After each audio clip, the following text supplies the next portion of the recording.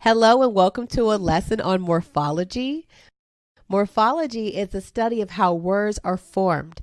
We're going to be breaking down words, learning about word formation, and discover their meaning.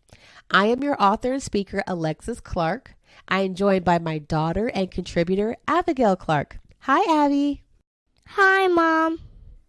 Abigail, what grade are you in? I'm in kindergarten. How old are you? I'm 5 years old. What a perfect age and grade to learn morphology. Morphology is very similar to phonics. It's going to help you to understand how words are broken down to its smallest form. And as you're building up your reading skills, morphology is going to be a special key on your reading journey. Speaking of your reading journey, we're going to need a couple of items for this lesson. You're going to need a key and your cap. All right, let's get started. Let's do it. Before we define what morphology is, let's first make sure we're pronouncing it correctly. This is a great rule of thumb whenever you come across new words.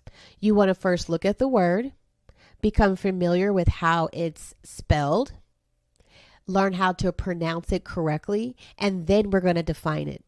To pronounce a word means to sound it out correctly. We're going to need a special key for this. Do you have your key? Here's my key.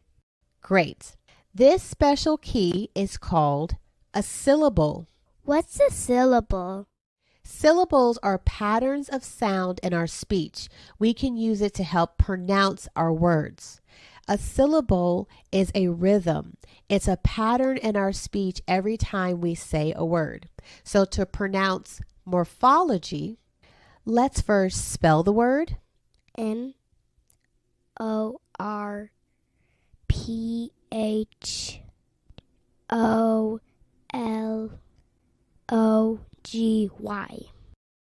Great. Now let's count the patterns in the sound of the word as we say the word. Morphology. Morphology. How many syllables do you count in morphology? 4. Great job. Now, because we're not robots, we're not going to speak to each other like how we sound out words. We're not going to say, this is a lesson on morphology. We're not going to say that. We have to blend the patterns of the sound of what we're pronouncing. We're going to smooth it out and make it more fluid in our conversation. Blend the syllable sounds by saying it a little faster, more smoothly, and it's going to roll off your tongue. Morphology. Morphology. Excellent. Great job, Abigail. So that is how we spell morphology. It has 4 syllables. We blended those syllables together to pronounce it correctly. Now let's define it. Morphology is the study of words. It is how we learn how words are formed, how we learn how words are related. That's where we get our word families from. We understand what words belong to which word family. That is morphology. Easy peasy. Great job. Now that we know what morphology is, it is the study of words, how words are formed, and word families, the similarities between the different forms of words and how they're related. We understand what a syllable is. Syllables are the patterns of sound used to pronounce words. Now let's look at root words. Again, morphology is the study of words. Let's study how words are formed. A root word is the smallest part of a word that has meaning. Now grab your key, Abby. This is very important. Root words have meaning. You can look at it and you can understand it is the smallest part of a word, and we can understand what it means. But root words cannot always stand by themselves in a sentence. They have to be attached to other words. Here's an example. This is a list of root words. These are words that you can look at and you can understand that they have meaning. As an example, astro. Astro comes from a Greek word that means star. The Greek root word astro, that is how the word in English astronaut is formed. We borrowed from the Greek root word astro. Now this root word is the smallest part of astronaut. We understand what astro means. It has meaning, but we cannot use astro by itself in a sentence. It has to be attached to something to give it meaning in a sentence. A lot of the words that you're going to be learning this year in kindergarten have their roots or their origin from different languages. Some English words have their root or origin from Latin, from Greek, Germanic languages, or a combination. What do you want to be when you grow up? I'm going to be a doctor. Well, did you know that you have to learn a lot of Latin to understand medical words and the root of where they come from? No, I didn't know that. Yep, that's right. I'm going to have to put together a Latin root word family lesson for you so you can get a head start. That's a good idea. Here's another example. Auto. Auto comes from the Greek word that means self. It has its origin. It has its root in the Greek language, and it means self. In English, when we use the word automatic, that means something is done by itself. Here we have another root word, capt. Capt has its origin in the Latin language. That's where we get our English word captivity or capture from. Therm is a root word that has Greek and Latin origin. We get our English word thermometer from the root word therm. Tri means three. That's where we get our English word tricycle from. Tele is a root word that has its origin in the Greek language. It means far off or something really far at a distance. That's where we get our English word telescope. Do you know what a telescope is? Yes. It's a telescope that you see in the sky. That's right. So a telescope is an instrument that we use to see things that are far away, that has a great distance away. So again, a root word is the smallest part of a word that has meaning, but it can't always stand alone in a sentence. You have to attach it to other letter and word combinations. And so our English language originates from other languages, Latin, Greek, Germanic, and other languages. So when we understand the root or the smallest part of our English words, that helps us to understand how our words come together, what they mean in sentences, and then that we can kind of play and understand how word families come together. That is morphology. Great job, Abigail. Let's move on to base words. All right, so we know what a syllable is. A syllable is a pattern of sound used to pronounce words correctly. When we learn how to spell a word, we want to understand how to pronounce it correctly, and we can use the key syllable to blend the sound of the words together to pronounce it correctly. We learned what a root word is. It is the smallest part of a word that has meaning. We also learned that root words cannot always stand by themselves in sentences. They have to be attached to other letter and word combinations for them to make sense when we're reading.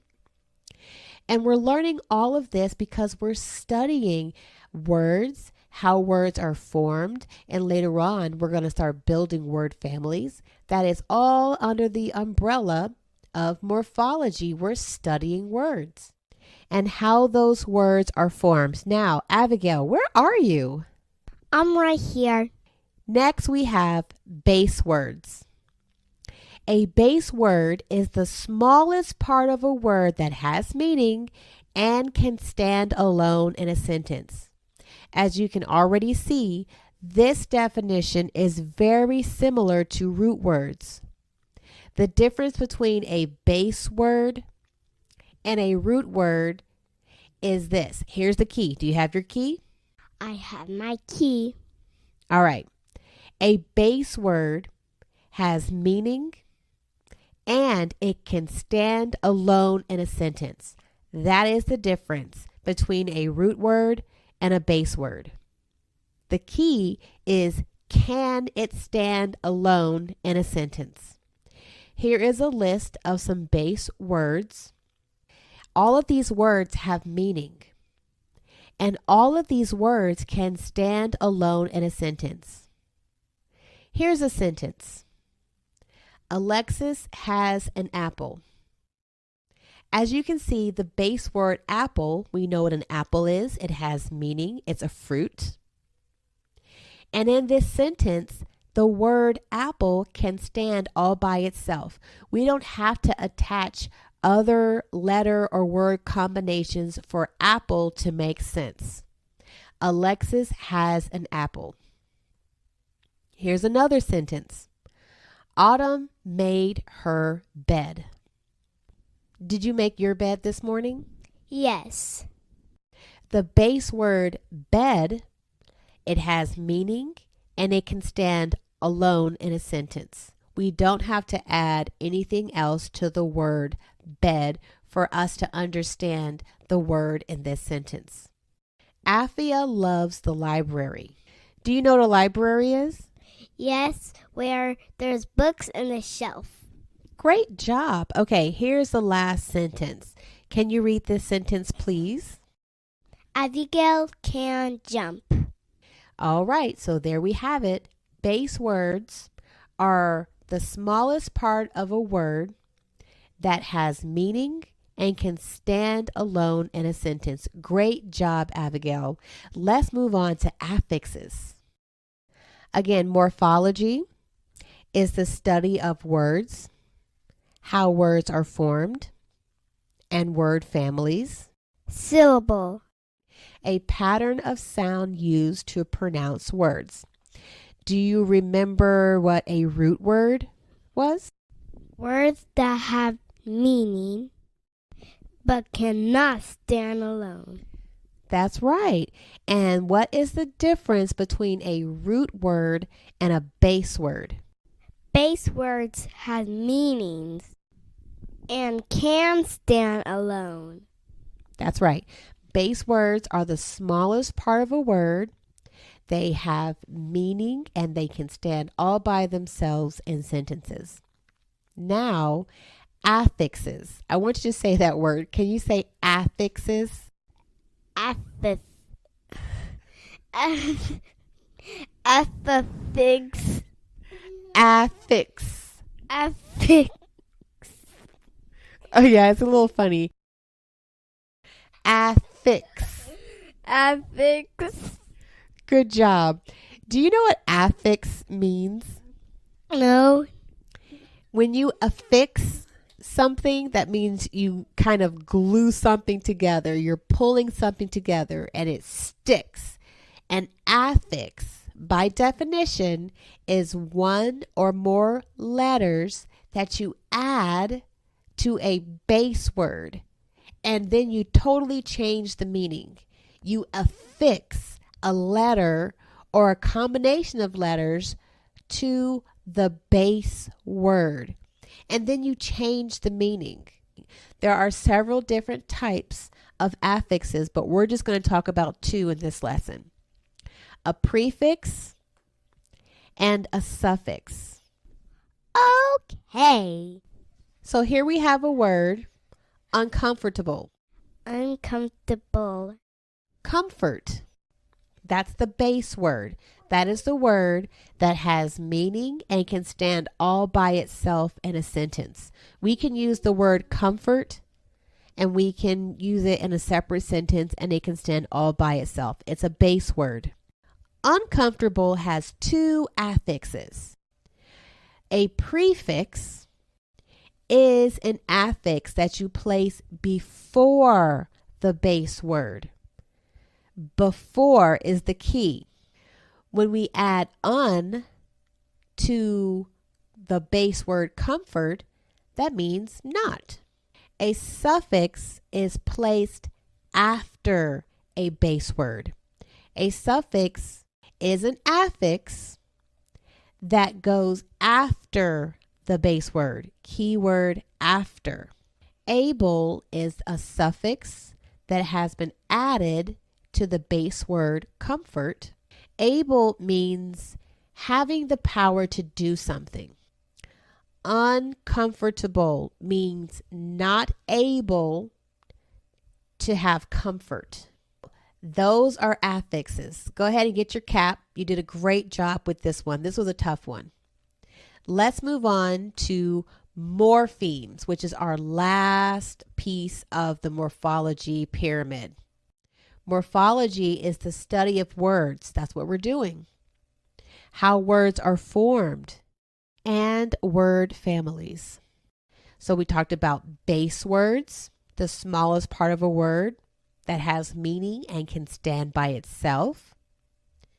Root words, the smallest part of a word that has meaning and they cannot stand by themselves. They have to have other letter and word combinations added to them so they can stand alone in a sentence. A syllable is a pattern of sound that helps us to pronounce words. And an affix, letters or words that are attached before or after the base word and it changes the meaning. Can you say morpheme? Morpheme. Good job. A morpheme is the smallest part of a word that has meaning. Wow. That means everything that we've been talking about, they're all morphemes. That's the key to understanding what a morpheme is. The smallest part of a word. So guess what? Base words, these are all morphemes. Affixes, these are all morphemes. Prefixes, affixes, all these words, they're prefixes, the base words, they're all morphemes. Whatever that smallest part of a word is that has meaning, that's a morpheme. And then we have one more morpheme, root words. It's the smallest part of a word that has meaning. Astro has a meaning. It's the smallest part of astronaut and it has meaning. Auto, it is the smallest part of automatic and it has meaning. So base words are morphemes. Affixes are morphemes. Root words are morphemes. These are all the smallest form of the words that we study throughout this whole lesson that have meaning. There are two types of morphemes. One is free, one is bound. Free morphemes have meaning and they can stand alone in sentences.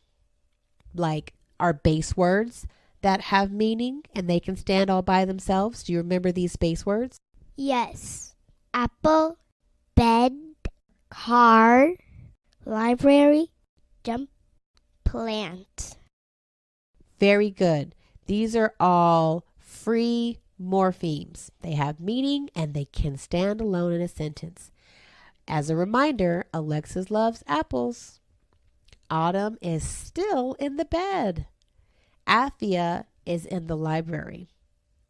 Abigail hopped in the car. These base words are morphemes.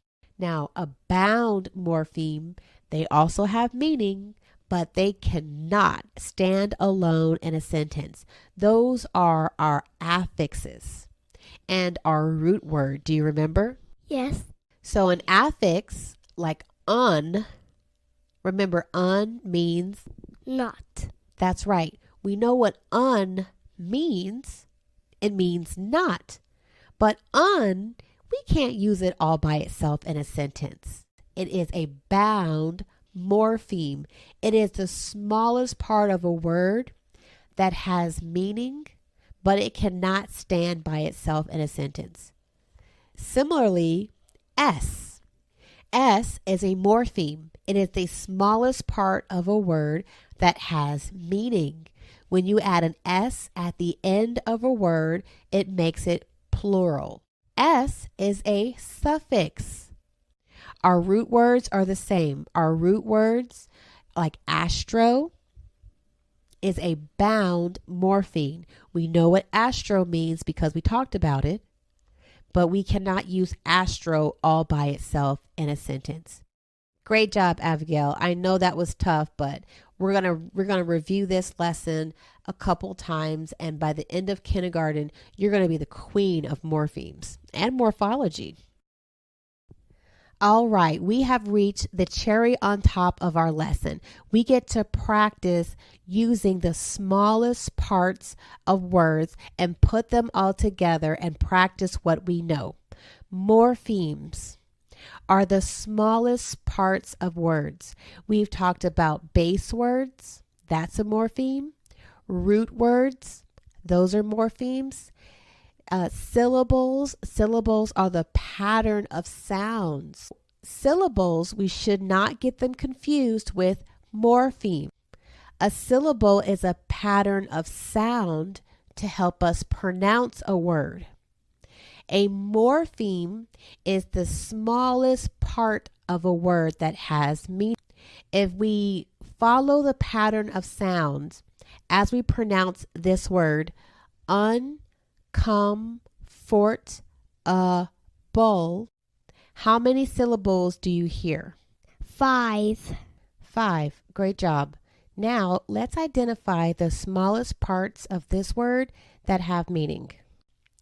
Un, we know means not. Comfort, we know what comfort means, to have ease and something feels good. That's comfort. Able, we know, is a suffix, a part of a word that we add to the end of a base word. Able means to have an ability. So this word uncomfortable has 3 morphemes. Now let's practice. So we're going to present a word. We're going to count the number of morphemes. And we're going to identify if it is a bound or free morpheme. Can we use the word by itself in a sentence, or is it free?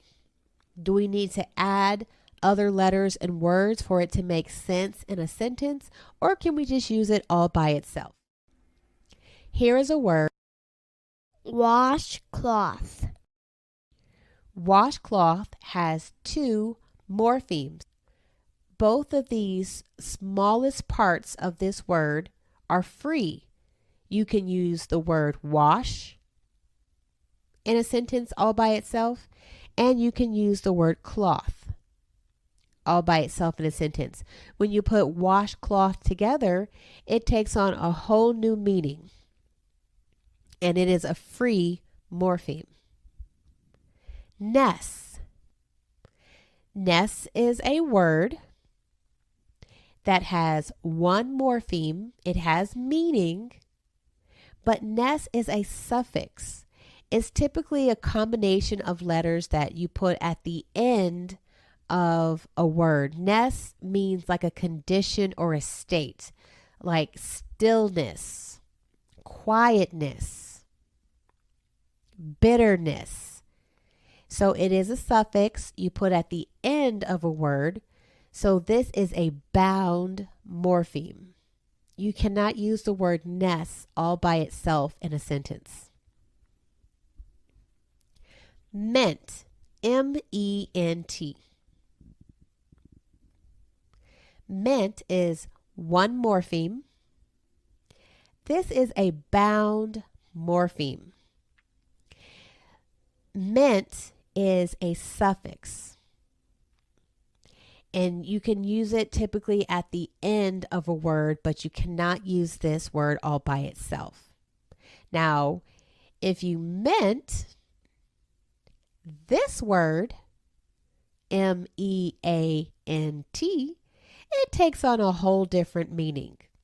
This word is a free morpheme.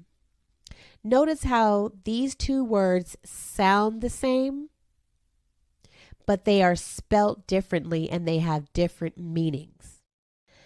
These two words together are what's known as a, here's your key, homophone. Homophone. Same key word, phone, something that sounds the same, but they have different meanings and different spellings. Here's the third word that sounds the same, ment. This word is one morpheme. You can use it all by itself in a sentence, so it is a free morpheme. And M-I-N-T means something that refreshes your breath, a mint. So here we have three words that sound the same. They have different meanings. Ment, M-E-N-T, is a suffix you put at the end of a word. It is a bound morpheme. You cannot use it by itself. Ment, M-E-A-N-T, it's like your intentions, what you intend to do. It is a free morpheme. You can use it all by itself in a sentence. I meant to pick up more onions at the grocery store. And then ment, M-I-N-T, sounds the same, spelled differently, but this ment is what you have to pick up after you eat a bunch of onions. So ment, ment, and ment. For more on homophones, words that sound the same but have different spelling and different meaning, you can go to our phonics video on the ACV YouTube page. Okay, next we have inside. Inside has two morphemes, and they are free. Ooh, here's a good one. Distraction. Distracted means you're not paying attention. Altogether, the word distraction is a free morpheme. But when you break down the parts, dis is a prefix. You cannot use dis all by itself. Tract is a root word, and shun is a suffix. So the individual morphemes, some are free, some are not free, they're bound.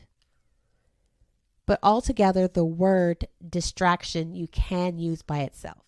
All right, Abigail, by the end of kindergarten, you are going to be crowned Queen of Morphology. Study hard and remember our Clark Family Homeschool motto. Strong faith, strong mind, strong body.